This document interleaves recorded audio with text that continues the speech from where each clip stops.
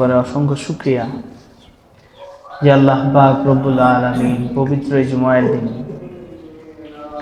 আগে আগে আসার বসার কিছু কথা বলার এবং শোনার তৌফিক দান করেছেন। সকলে মন প্রাণ উজাড় করে অন্তরের অন্তঃস্থল থেকে বলি আলহামদুলিল্লাহ।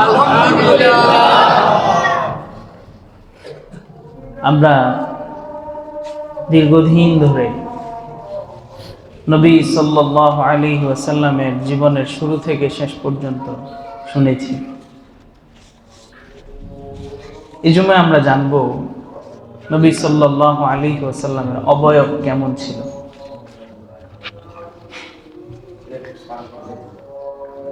নবী সাল্লাল্লাহু আলাইহি ওয়াসাল্লামের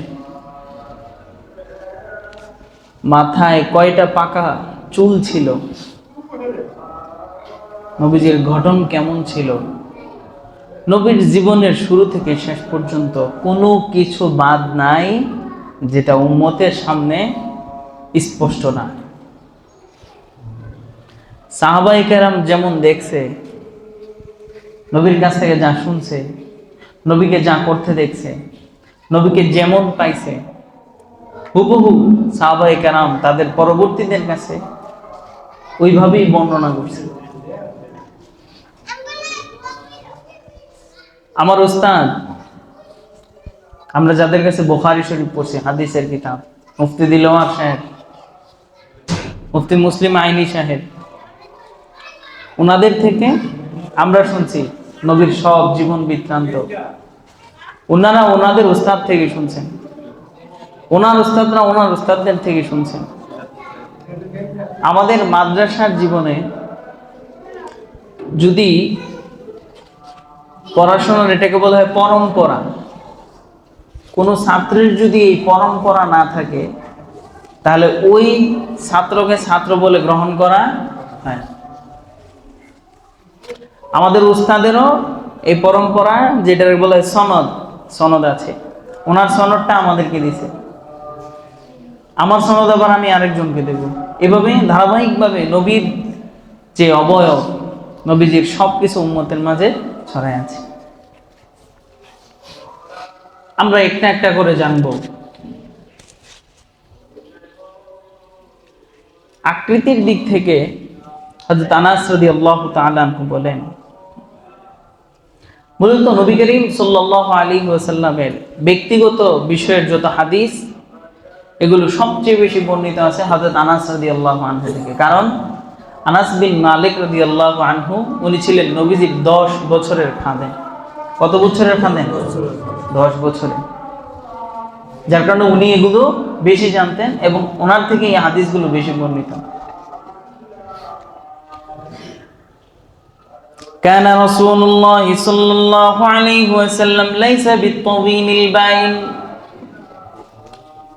হযরত আনাস রাদিয়াল্লাহু তাআলা আনহু বলছেন, নবী সাল্লাল্লাহু আলাইহি ওয়াসাল্লামের দৈহিক গঠনটা কেমন ছিল। তো তিনি বলছেন নবী সাল্লাল্লাহু আলাইহি ওয়াসাল্লাম অনেক লম্বা ছিলেন না, আবার অনেক বেটেও ছিলেন না। নবীজির শরীরের উচ্চতাটা ছিল মধ্যম, এত লম্বা না যে দেখতে বিশ্রী দেখা যাবে, আবার এত বেটে না যে মানুষ দেখলে বলবে কি লোকটা বেটে। নবীজির লম্বাটা কেমন ছিল, উচ্চতা মধ্যম। ওয়ালা বিল্লাম ইয়াজিল্লাম হাকি ওয়ালা বিল্লাদম। নবীর শরীর একদম ধবধবে সাদাও ছিল না, আবার একদম বাদামি কালারও ছিল না।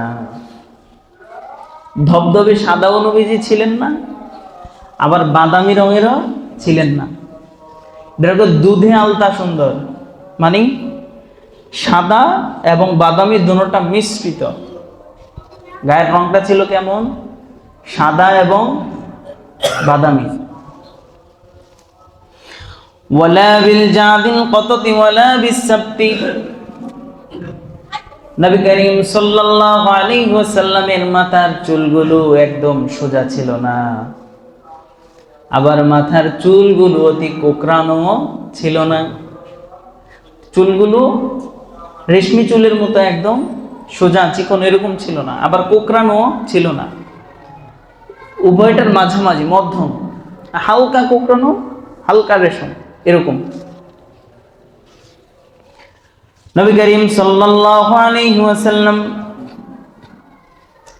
তিনি অত্যন্ত সম্মান এবং মর্যাদাবান মানুষ ছিলেন।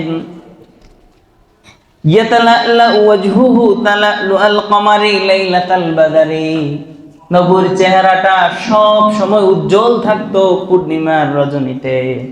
পূর্ণিমার চাঁদ যেমন সব সময় উজ্জ্বল থাকে, চাঁদটা যেমন উজ্জ্বল থাকে, নবীর চেহারাটাও সব সময় ওরকম কি থাকতো? উজ্জ্বল দীপ্তিমান থাকতো। আজিমুল হামা, স্বাভাবিকের চেয়ে মাথা একটু বড় ছিল, নবীর মাথা ছোট ছিল না। আমার অনেকের মাথা আছে না ছোট, আমার মাথা ওইরকম বড় না, ছোট। তো নবীজির মাথা কেমন ছিল? একটু বড়।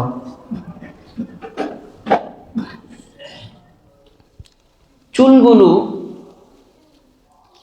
প্রায় সময় এমন হতো নিজে নিজেই মধ্যখান দিয়ে সীতা হয়ে যেত, ইচ্ছা করে মাঝখানে সীতা করার প্রয়োজন হতো না। দাড়িগুলো ছিল অতি ঘন। নবীজির গায়ের রংটা বলছিলাম চমৎকার, দুধ বাদামি, এই দুইটা মাঝামাঝি, দবদবে সাদাও না একদম বাদামিও না। সাহলুল খদনাইন, নবীজির গালগুলো ছিল অত্যন্ত মসৃণ। যলিউল ফামি মুফলাজুল আসনান দাকিকুল মাসরুবা, নবীজির যে দাঁত, তো কিতাবের মধ্যে লিখে যেন রূপা দিয়ে দাঁতগুলোরে বাঁধাইছে এমন মনে হইতো, ঝলমল করত। আবার সামনে আরেকটা হাদিস আসতেছে, নবী যখন হাসতেন বরফের টুকরা দেখেন না আপনারা, যেন নবীজির দাঁতগুলোতে বরফের টুকরো বড় ওইভাবে চমকাইতেছে। নবীজির সিনা, বুকটা ছিল অতি প্রশস্ত। বুকটা ছিল কি? খুবই প্রশস্ত, চড়া। আবার এই বুক থেকে নাভি পর্যন্ত একটা চিকন চুলের রেখা ছিল। এছাড়া শরীরের অন্য অংশে আর তেমন কি ছিল না, পশম ছিল না। মাঝখান দিয়ে একটা চিকন রেখা গিয়ে পশম উঠছে। পেট এবং বুক দুটোটা সমান ছিল। আমগুনা পেট বাইরে হয়ে গেছে, নবীজির এরকম ছিল না। নবী করিম সাল্লাল্লাহু আলাইহি ওয়াসাল্লামের যে চুল রাখা, বাবরি চুল রাখা তো সুন্নত, এটা 3 ভাবে রাখা যায়। বাবরি চুল কয় ভাবে রাখা যায়? 3 ভাবে। জুম্মা, লিম্মা, ওয়ফরা আরবিতে বলা হয়। একটা হচ্ছে কানের লতি বরাবর, বাবরি চুলগুলো থাকে কোন বরাবর? কানের লতি, এর বাইরে গেলে কাঁচা ফেলে। আরেকটা হচ্ছে কাঁধ বরাবর, গিয়াসউদ্দিন তাহেরির চুল দেখছেন না, বক্তা, ওই রকম আর কি। আর আরেকটা আছে কানের লতি এবং কাঁধ উভয়টার মাঝামাঝি। নবী করিম সাল্লাল্লাহু আলাইহি ওয়াসাল্লামের চুলগুলো ছিল ওয়ফরা, মানে কানের লতি এবং কাঁধ এই দুইটার মাঝামাঝি। তিনি কাঁধ পর্যন্ত কমই রাখতেন, মাঝামাঝি হলে এর নিচে গেলে কেটে ফেলতেন। বুঝে আসলো? জি। এ ছিল নবীজির চুলের বর্ণনা। নবী করিম সাল্লাল্লাহু আলাইহি ওয়াসাল্লামের ভ্রু ছিল খুব ঘন চুল বিশিষ্ট এবং চিকন, আর ভ্রুর মাঝখানে একটা রগ ছিল এরকম। নবী যখন খুব রাগ করতেন, প্রচন্ড রাগ করতেন, এই রগটা তখন ফুলে থাকতো, স্পষ্ট এটা বোঝা যেত।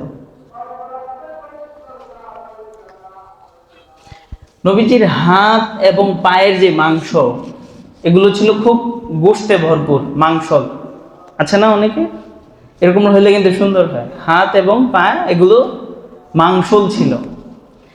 পাটা ছিল খুব মসৃণ। পায়ের নিচের যে তলা, এই যে তলাটা না, এটা খুব গর্তওয়ালা ছিল, নবী হাঁটলে বোঝা যেত। এবং নবীর পায়ের ছাপটা চতুর্দিকে লাগতো, মাঝখানেরটা কখনো নিচে লাগতো না। বুঝাইতে বললাম পাটা কেমন ছিল? মানে খুব মাংসল ছিল, কিন্তু পায়ের যে উঁচা জায়গাটা, যে তলায়, এটা বেশি ছিল। নবী সাল্লাল্লাহু আলাইহি ওয়াসাল্লাম যখন হাঁটতেন, তাকাফুআন কাআন্নামা ইয়ানহাত্তু মিন সাবাবিন, নবী এমন ভাবে হাঁটতেন নিচের দিক তাকিয়ে, দেখলে মনে হইতো যেন উপর থেকে নিচের দিকে নামছেন। খুব দ্রুত হাঁটতেন, ধীরে ধীরে হাঁটতেন না। খুব কম সময়ে চেহারা উপরের দিকে উঠিয়ে দাম্ভিকতার সহিত হাঁটতেন। এভাবে বুক ফুলায় উনি হাঁটতেন না। হাঁটতেন কিভাবে? চেহারা নিচের দিক দিয়ে। রাসূল সাল্লাল্লাহু আলাইহি ওয়াসাল্লাম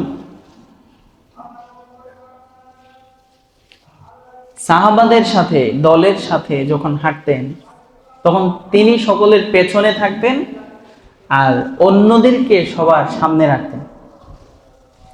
বাহ্যিক দুনিয়ায় আমাদের নেতারা থাকে সবার সামনে, কর্মীরা থাকে কোথায়? পেছনে। আর নবী সবাইয়ের সামনে দিয়ে নিজে কোথায় হাঁটতেন? পেছনে থাকতেন। যার সাথেই দেখা হতো নবী নিজে আগে সালাম দিতেন। নবীজিকে কখনো কেউ আগে সালাম দেওয়ার সুযোগ হয়নি।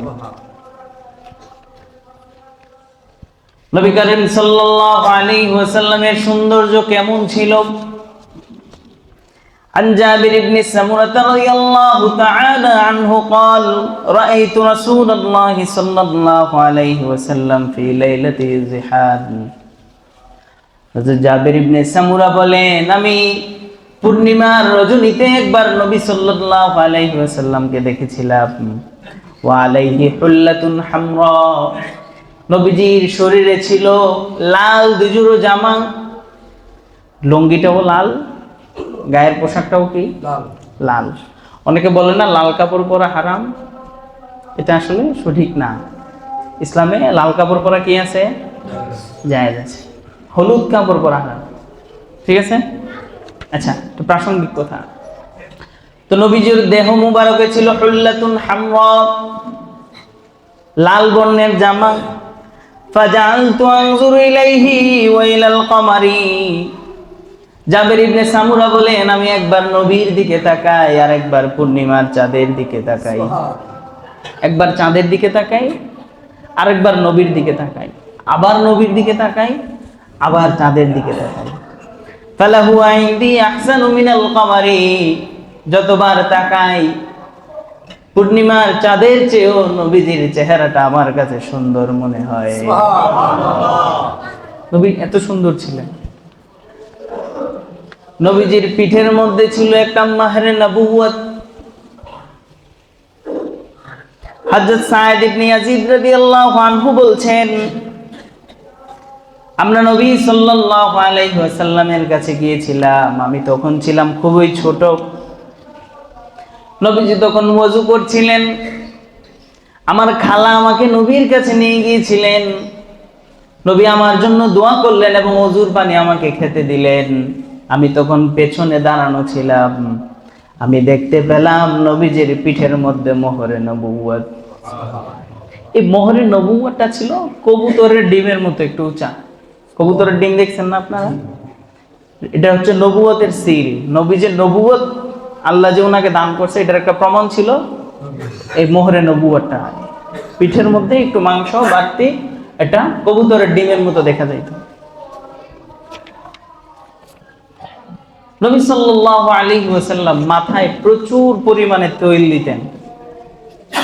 আনাস ইবনে মালিক রাদিয়াল্লাহু তাআলা আনহু قال, আনাস বিন মালিক রাদিয়াল্লাহু আনহু বলছেন, কানা রাসূলুল্লাহ সাল্লাল্লাহু আলাইহি ওয়াসাল্লাম ইয়াকসিরুদ দাহনা রাসিহি ওয়া তাসরিহু লিহিয়াতিহি। নবী মাথায় খুব বেশি পরিমাণে তৈল দিতেন এবং বেশি বেশি দাড়িগুলোকে আঁচড়ে রাখতেন। ওয়াইকসিরুল কিনা হাত্তা কান্নাহু সাওবাহু সাওবু সাইয়াদ। আপনারা যারা আগেকার যুগের লোক, আমাদের গ্রামে সরিষার তেল বিক্রি হইতো, ফেরিওয়ালারা কাঁধে করে সরিষার তেল নিয়ে আসতো না? দেখছেন না আপনারা? তো ফেরিওয়ালারা যখন ওই তৈলের নিয়ে আসতো, তো তাদের তেলের যে কৌটা এটার উপরে একটা কাপড় রাখতো। তেল ভরতে ভরতে এটা কাপড়ে চুপচুপা হয়ে থাকতো।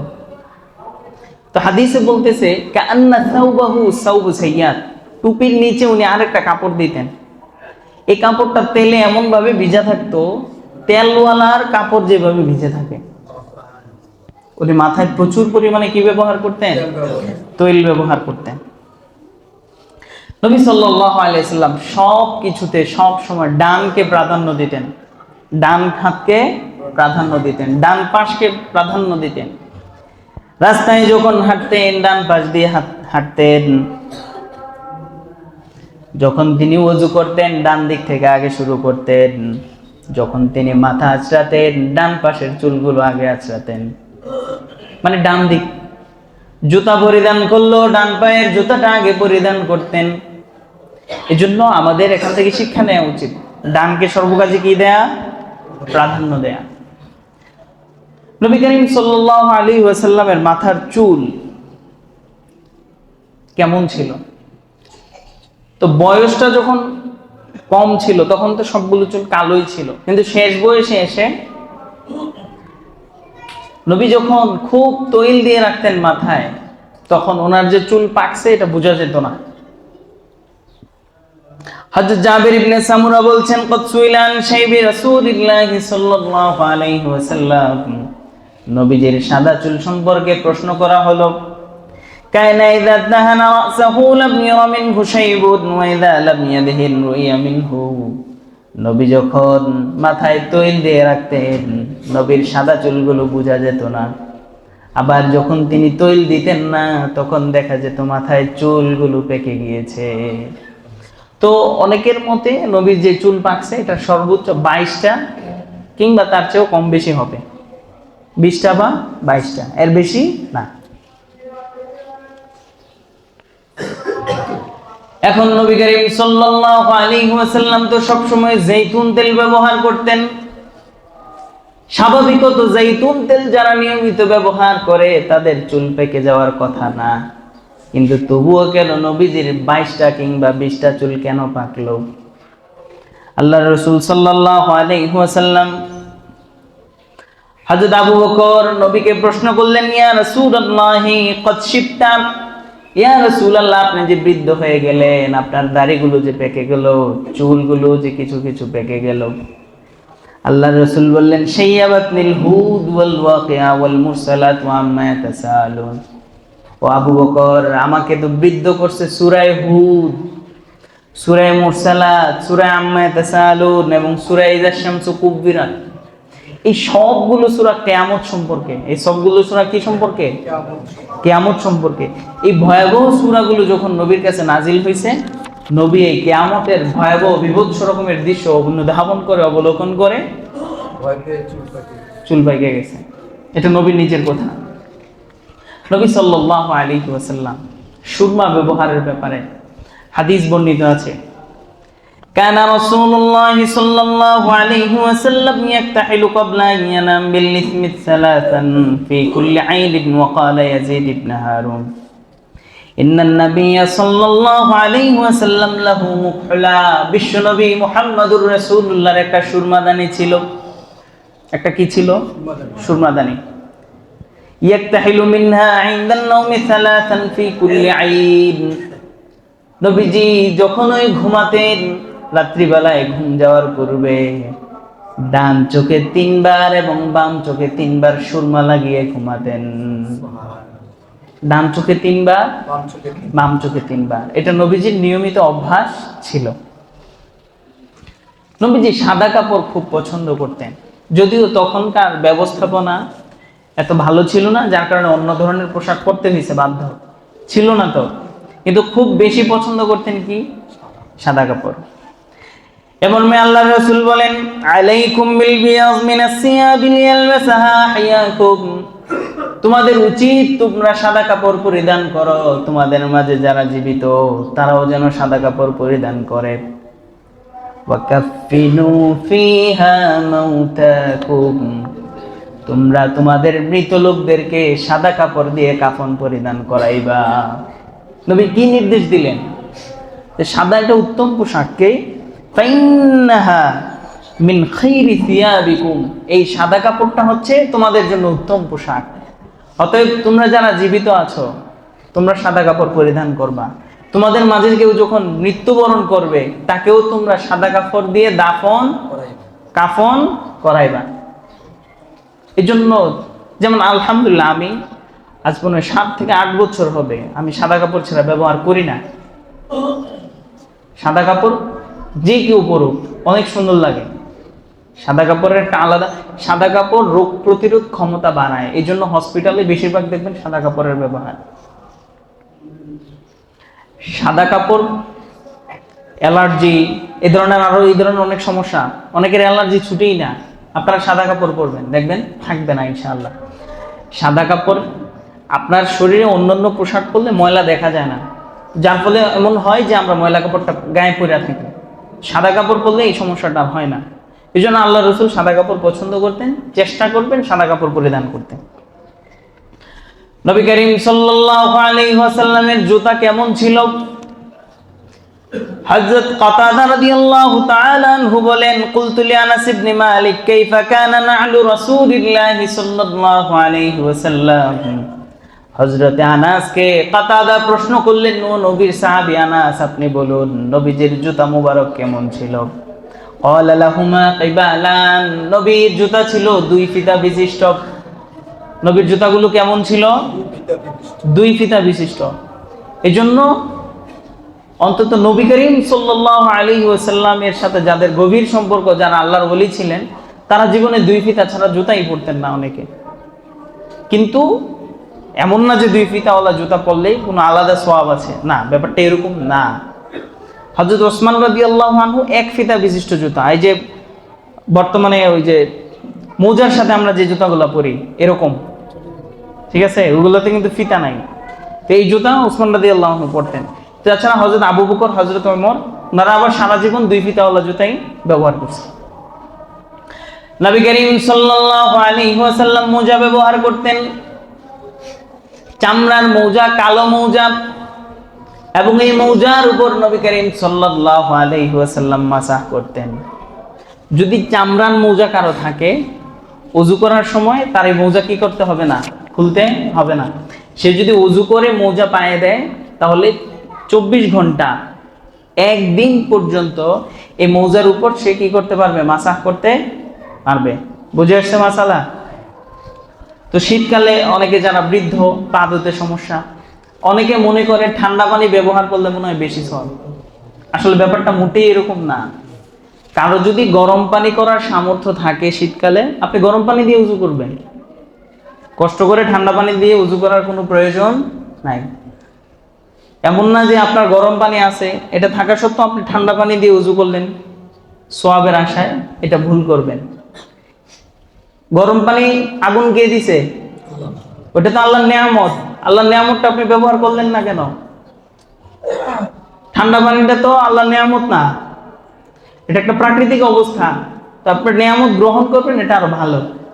এই জন্য কেউ যদি এটা মনে করে যে শীতকাল, গরম পানির ব্যবস্থা আছে, কিন্তু ঠান্ডা পানি দিয়ে উযু করলে একটু বেশি সওয়াব হবে, না, এরকম কোনো বিষয় আমরা হাদিস থেকে পাই না, এবং এরকম আশা রাখা ঠিকও না। নবী করিম সাল্লাল্লাহু আলাইহি ওয়াসাল্লাম আংটি পরিধান করতেন। ইত্তাখাযা রাসূলুল্লাহ সাল্লাল্লাহু আলাইহি ওয়াসাল্লাম খাতামান মিন ওয়ারাকিন, নবীজির যে আংটি ছিল সেটা ছিল রূপার আংটি। আল্লাহ রাসূল একবার এক সাহাবীকে বললেন, আমি জাহান্নামের শিকলের গন্ধ পাচ্ছি। জাহান্নামের যে শিকল, এটা কি পাচ্ছি? গন্ধ পাচ্ছি। এটা দিয়ে তিনি বুঝালেন, কোন এক সাহাবীর হাতে একটা লোহার আংটি ছিল, একটা লোহার তৈরি আংটি ছিল। তো আল্লাহ রাসূল তাকে বললেন যে তুমি আংটিটা কি করে দাও, ফেলে দাও। এটা থেকে কিসের গন্ধ পাচ্ছি?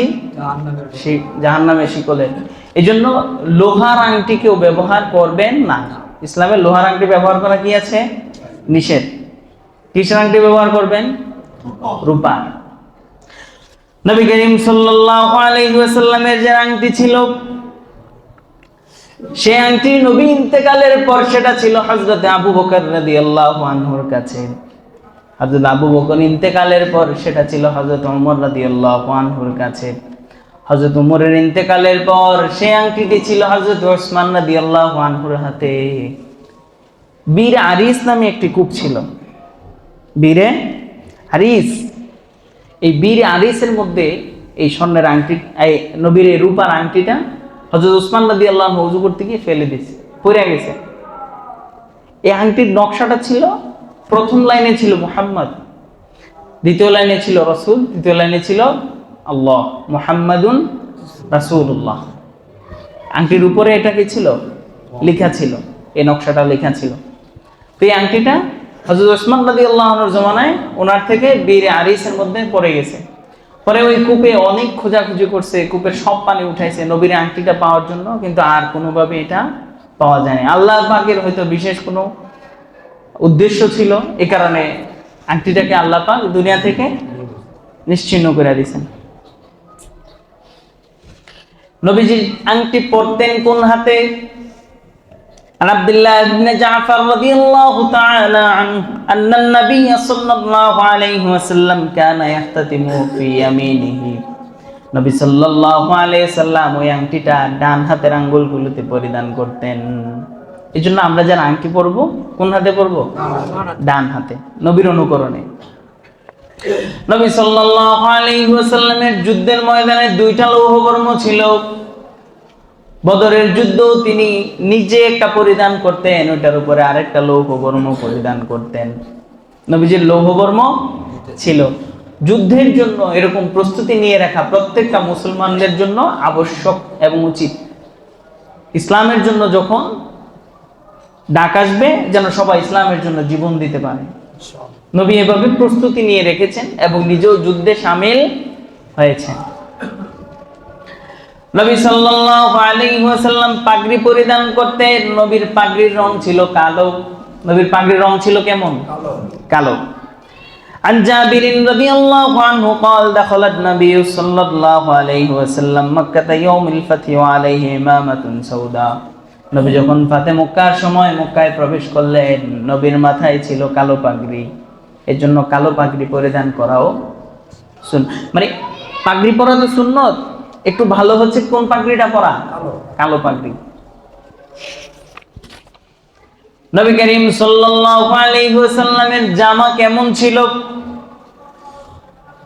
আবু দারদা রাদিয়াল্লাহু তাআলা আনহু বলেন, আখরাজাত ইলাইনা আয়েশা, নবীজির স্ত্রী আম্মা জান আয়েশা সিদ্দিকা রাদিয়াল্লাহু তাআলা আনহা একদিন ঘর থেকে বের হলেন, কিসাআন মুলাব্বাদান ওয়া ইজারান গলিজা।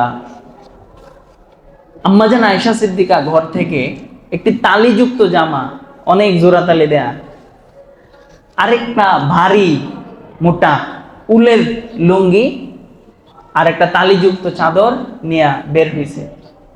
বের হয়ে সাহাবায়ে কেরামকে দেখাইতেছে, দেখো কুবিজা রূহু রাসূলিল্লাহি সাল্লাল্লাহু আলাইহি ওয়াসাল্লাম ফি হাদাইন।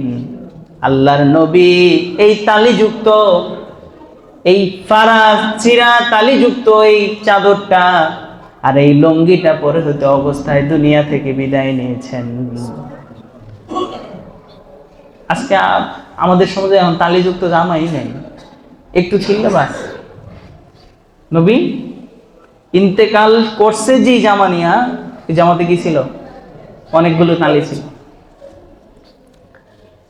নবী সাল্লাল্লাহু আলাইহি ওয়াসাল্লাম বসতেন কিভাবে? প্রায় সময় মসজিদে, অনেক সময় খুব চিন্তামগ্ন থাকতেন, তো মসজিদে এসে বসতেন কিভাবে? আবি সাঈদ আল-খুদরি রাদিয়াল্লাহু আনহু قال كان رسول الله صلى الله عليه وسلم اذا جلس في المسجد احتبى بيده। নবী যখন মসজিদে বসতেন ইহতিবা করে বসতেন। ইহতিবা হচ্ছে এই যে এটা ওই বসা দিছে,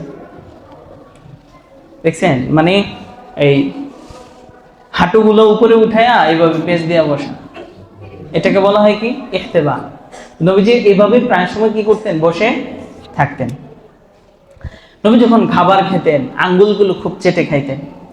নবী কখনো হেলান দিয়ে খাবার খেতেন না। ফা আম্মা আনা লা আকুলু মুত্তাকিয়ান, আমি মুহাম্মাদুর রাসূলুল্লাহ কখনো হেলান দিয়ে খাবার খাই না, হেলান দিয়ে খাবার গ্রহণ করতেন না, এটা অপছন্দের।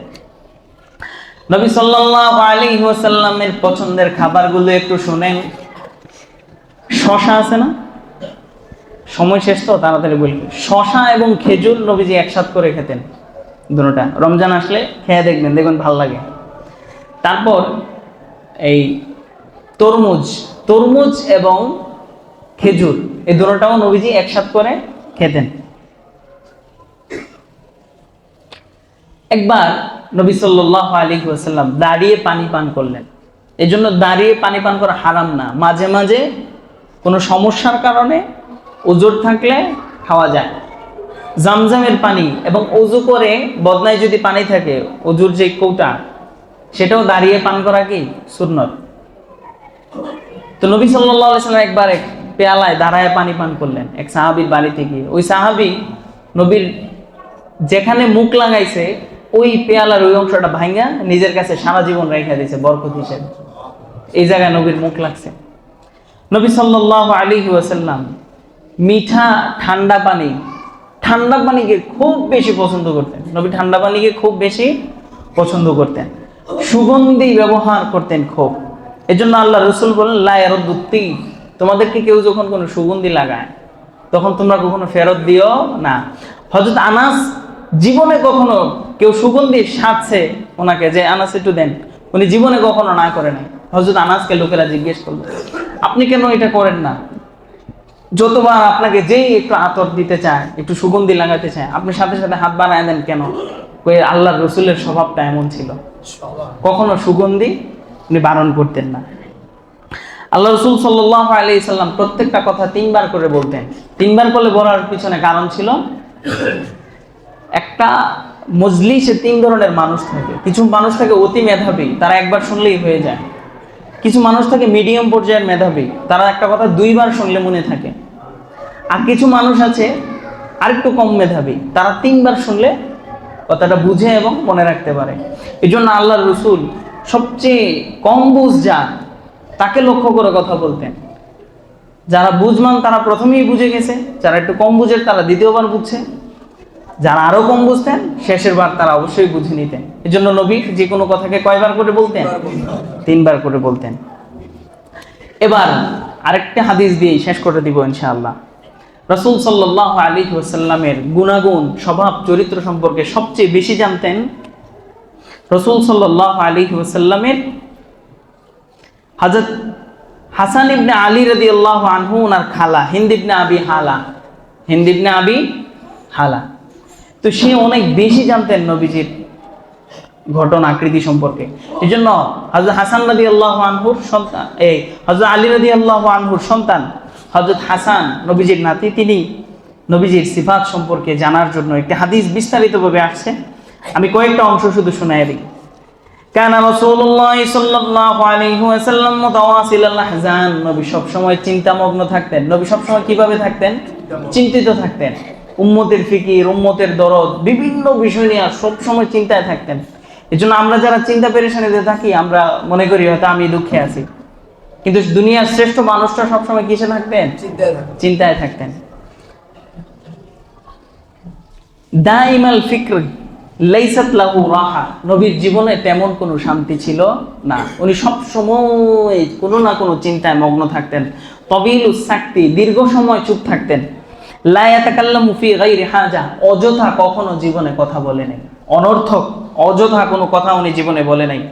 ইয়াফতাতিহুল কালামা ওয়া ইয়াখতিমুহু বিসমিল্লাহি তাআলা, কথা শুরু করতেন আল্লাহর নামে, কথা শেষ করতেন আল্লাহর নামে। ওয়া ইয়াতাকাল্লামু বিজাওয়ামিউল কালিম, নবী যেই কথাটা বলতেন এটা ছিল জাওয়ামিউল কালিম, কথা কম অর্থ বুঝাইতো অনেক। অল্প কথায় অনেক কিছু বোঝা যায়, এমন কথা আছে না? নবী ওইভাবে কথা বলতেন যে বলছেন অল্প কিন্তু বুঝায়, এর অর্থটা অনেক বিস্তৃত। কালামুহু ফাসলুন, নবীর কথা ছিল একদম স্পষ্ট, অস্পষ্ট কোনো কথা নবীজি বলতেন না। লা ফুজুলা ওয়ালা তাফসিরা, একটা কথা যতটুকু দরকার তার অতিরিক্ত বলতেন না, আবার এত অল্প করেও বলতেন না যে কথাটা বুঝতে সমস্যা হয়। নবীর কথা বুঝতে সমস্যা হইতো না, কিন্তু অল্পই বলতেন, যতটুকু বুঝানোর ততটুকুই বুঝাইতেন। লাইসা বিল জাফি ওয়ালা বিল মাহিন, নবীজি কখনো কঠোর কথা বলতেন না, কঠোরভাবে আক্রমণাত্মক কথা বলতেন না। ওয়ালাল মাহিন, কাউকে তিরস্কার এবং হেয় প্রতিপন্ন করতেন না। ইয়াজিমুন নি'মাতা, নবীজি ছোট্ট কোনো নিয়ামত হইলো সেটাকে বড়ভাবে দেখতেন। আমরা মনে করি যে সামান্য একটা জিনিস এটা, কিন্তু নবী না, এটা তো আল্লাহর নিয়ামত, অনেক বড় চোখে দেখতেন।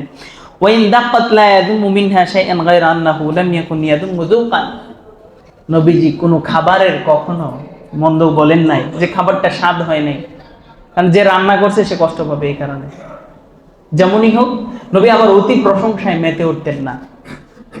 নবী নিজের জন্য জীবনে কখনো প্রতিশোধ নিতেন না। নবীর উপর জুলুম হইল, নবী কখনো এটার প্রতিবাদ করতেন না। এটা জীবনে একটা আবশ্যকীয় বিষয় বানায় নেন। আমার উপর যতই অন্যায় হোক আমি প্রতিশোধ নেব না। প্রতিশোধ না নিতে পারার চেয়ে বড় গুণ এই পৃথিবীতে আর অন্য কিছু নাই। ভালো মানুষ হওয়ার দুইটা উপায়, এক অন্যের উপকার করা, দুই জীবনে প্রতিশোধ না নেওয়া। তাহলে আপনি দেখবেন স্বর্ণের মতো মানুষ হয়ে যাবেন, সবাই আপনাকে ভালোবাসবে। ক্ষতি যে করার সে তো করবে, কিন্তু আপনি মহান থাকবেন সব সময়। নবী দুনিয়াবি কোনো বিষয়ে কারো থেকে প্রতিশোধ নিতেন না, কিন্তু দ্বীন এবং ইসলামের কোনো বিষয় যদি অন্যায় দেখতেন চুপ থাকতেন না। নবী খুব রাগ করতেন, নবী মেজাজ হারিয়ে ফেলতেন, নবী এত করে খুব গুসা করতেন। নবী যখন ইশারা করতেন তখন এক আঙুল দিয়ে ইশারা করতেন না, ওই বেটা এই ওইদিকে। নবী পুরা হাতে ইশারা করতেন। এটা একটা ভদ্রতা। এক আঙুলে ইশারা করা এটা একটা অভদ্রতা, কিন্তু পুরা হাতে তিনি ইশারা করতেন। ওয়াইদা তাআজ্জাবা কবিলহা, নবী যখন আশ্চর্য হতেন তো এইভাবে থাকলে হাতগুলো এইভাবে উল্টায় দিতেন। নবী আশ্চর্য হলে হাত উল্টিয়ে দিতেন। নবী যখন কথা বলতেন বডি ল্যাঙ্গুয়েজ ছিল, মানে নবী কথা বলার সাথে সাথে হাতও নাড়তেন। কথার সাথে সাথে যদি হাত দেহ বডি নাড়ায় তাহলে কথায় মনোযোগ বাড়ে মানুষের। যদি হাত না নাড়ে তাহলে মনে হয় মূর্তি কথা বলতেছে। না, নবী কথা বলার সময় কি নাড়তেন? হাত নাড়তেন। আমি কথা বলার সময় হাত নাড়ি, তো আমার অনেকে কইতো এটা বদভ্যাস। আমি বলতাম না, এটা নবীজি সুন্নাহ। নবীজি কথার সময় হাত নাড়তেন। আচ্ছা শেষ, এই হাদিসের আর এক লাইন আছে। নবী করিম সাল্লাল্লাহু আলাইহি ওয়াসাল্লাম উনি যখন কারো উপর কেউ ওনার উপর অন্যায় করছে বা ওনাকে কেউ খুব আঘাত করছে, সর্বোচ্চ এতটুকু ওই দিক থেকে উনি চেহারা ফিরিয়ে নিতেন। নবী যখন খুব বেশি আনন্দিত হতেন চোখগুলো বন্ধ করে ফেলতেন। নবী আনন্দ পাইলে কি করতেন? চোখ বন্ধ করে ফেলতেন। নবী সাল্লাল্লাহু আলাইহি ওয়াসাল্লাম সব সময় মুচকি হাসতেন। যখনই হাসতেন মুচকি হাসতেন। আর মুচকি হাসা অবস্থায় নবীজির দাঁত যদি দেখা যেত মনে হতে যেন রূপা দিয়া নবীজির দাঁতগুলোকে বাঁধানো হয়েছে, এই জন্য চমকাইতেছে। এই ছিল নবীজির। আর অনেক নবীর মানে এগুলো হচ্ছে নবীর জীবনের ব্যক্তিগত ব্যাপার, এগুলো নবীর সাথে সম্পৃক্ত। ঠিক আছে, এখানে আমলের কিছু নাই, কিন্তু নবীর জীবনকে ফলো করা আমাদের জন্য তো অনেক গুরুত্বপূর্ণ বিষয়, তাই না? তো এই অসমাপ্ত সবকিছুই শেষ করলাম। প্রায় 4 মাস আমাদের নবীজির জীবনী চলছে। এই 4 মাসের বয়ানটা তখনই সার্থক হবে যদি আমরা নবীজিকে ফলো করি, নবীর এই বিষয়গুলো নিজের জীবনে ফিট করি। আর নাহলে এই 4 মাসের আলোচনা বৃথা যাবে। আমাদের জীবনটা সুন্দর হবে যদি আমরা এই আলোচনাগুলো নিজের জীবনের মধ্যে ফিট করি। আমল করতে পারলে লাভ, আমল করতে না পারলে কোনো লাভ নাই। আল্লাহ পাক আমাদের সবাইকে আমল করার তৌফিক দান করুন। আমিন। সামনে নির্বাচন আসতেছে, আগামী 2 জুমায় এই নির্বাচনকে কেন্দ্র করে ইসলামী শরীয়ত প্রত্যেকটা জিনিসকে শরীয়ত বলছে না স্পষ্টভাবে, তো এই ব্যাপারে ইসলামী শরীয়তের দিক নির্দেশনা কি, ইসলামী রাষ্ট্র কেমন, ইসলামে করণীয়টা কি, ইসলামে আপনাদের মনে প্রশ্ন জাগে না হুজুর ভোট কারে দেব, ইসলামে কি কারোর ভোট দেওয়ার কথা বলছে কিনা, ভোট দেওয়া ইসলামে জায়েজ আছে কিনা নাকি হারাম, যদি হারাম হয় তাহলে কেন হারাম, যদি জায়েজ হয় তাহলে কেন জায়েজ। আপনারা আগে চলে আসবেন। ব্যাপারগুলো খুব বুঝার জিনিস, ব্যাখ্যা সাপেক্ষ জিনিস, এগুলো আপনাদের জানার দরকার আছে। এই জন্য আমি শরীয়তের কথাটা বলবো, আপনারা কেউ আবার উল্টাপাল্টা কমেন্ট করবেন না। আগ থেকে এই মানসিকতা নিয়ে আগামী জুমায় সবাই আগে চলে আসবেন ইনশাআল্লাহ। এগুলো জানার দরকার আছে, ইসলামটাকে আপনাদেরকে শোনানোর দরকার আছে। অন্তত জাইনা রাখেন, মানতে পারেন আর না পারেন। ওয়া আখির দাওয়ানা আলহামদুলিল্লাহি রাব্বিল আলামিন।